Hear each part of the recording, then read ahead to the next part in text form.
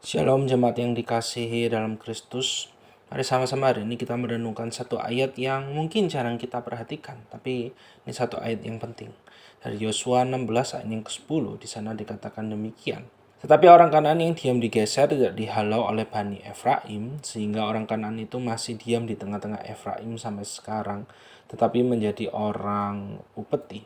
Saudara, kalau misalnya kita membaca khususnya bagian kitab Yosua dari pertengahan sampai akhir, itu isinya memang cuma kayak catatan sejarah saja gitu ya, membagi tanah dan lain sebagainya kayak gitu.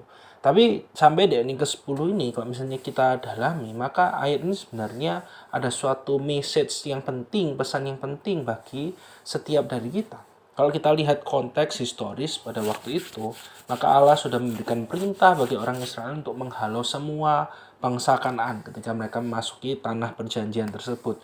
Supaya apa? Supaya nanti pada akhirnya orang-orang Kanaan tersebut tidak menjadi jerat bagi iman orang Israel, perjalanan kerohanian mereka. Tapi di ayat ini secara jelas dikatakan Bani Efraim memilih untuk berkompromi.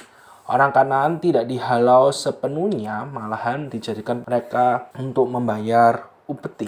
Itu kelihatannya praktis, menguntungkan. Mereka tidak perlu menjadi tokoh antagonis, tidak perlu membunuh mereka semuanya. Mereka berkompromi dengan firman Tuhan. Tapi pada akhirnya ini menjadi bibit masalah yang besar. Kita tahu bersama-sama nanti di kitab Hakim-Hakim, orang Kanaan ini menjadi batu sandungan. Mereka lah yang membawa berhala, gaya hidup yang bertentangan dengan firman Tuhan, yang akhirnya membuat bangsa Israel itu menjadi jauh, meninggalkan Tuhan. Mungkin mereka masih beribadah ke bait Allah, tapi mereka tidak sepenuhnya mengikut Tuhan. Dan di sini kita melihat semuanya dimulai dari suatu hal yang sederhana kelihatannya. Kompromi yang sederhana. Ketidaktaatan kecil yang dibiarkan.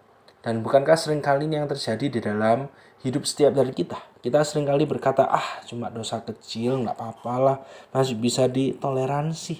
Kita pikir kompromi dengan dosa itu tidak berbahaya, bahkan kadang terasa menguntungkan. Ya nggak apa-apalah, sekali-sekali. Tapi di sini kita melihat bagaimana orang Kanaan di tengah orang Israel pada akhirnya membuat mereka jauh dari Tuhan. Begitu juga dosa yang terus kita biarkan lama-lama akan menguasai kita dan akhirnya menghancurkan hidup setiap dari kita. Tapi kita bersyukur karena kisah Alkitab tidak berhenti di kegagalan orang Israel.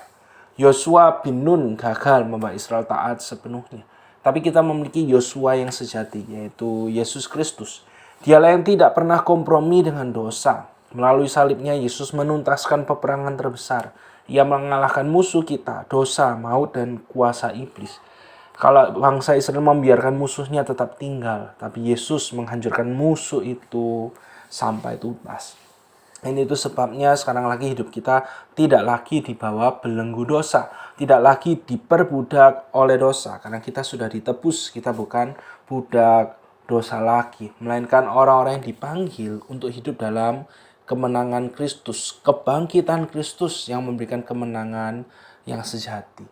Maka itu hari ini ketika kita hidup sebagai anak-anak Tuhan, kita hidup di dalam Kristus yang sudah menang. Biarlah setiap hari kita juga tidak bermain-main dengan dosa, tapi kita mau belajar taat sepenuhnya kepada Kristus saja, yang bukan hanya juru selamat, tapi Dia adalah Tuhan dalam hidup setiap dari kita. Amin. Mari sama-sama kita berdoa. Tuhan, biarlah iman kami terus bertumbuh, karena kami sadar di dalam Kristus kami telah menang, kami sudah tidak diperbudak oleh dosa lagi, dan biarlah kami tidak bermain-main dengan yang namanya dosa dalam hidup setiap dari kami.